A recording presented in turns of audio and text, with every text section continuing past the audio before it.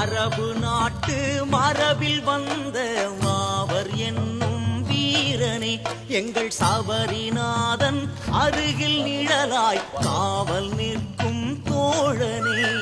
சந்தனப்பூவும் சந்திர பிறையும் சொந்தம் கொள்ள மறுக்குமா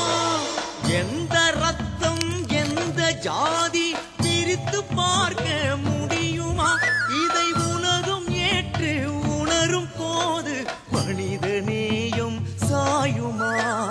அரபு நாட்டு மரபில் வந்த பாவர் என்னும் வீரனே எங்கள் சபரிநாதன் அருகில் நிழலாய் காவல் நிற்கும் தோழனே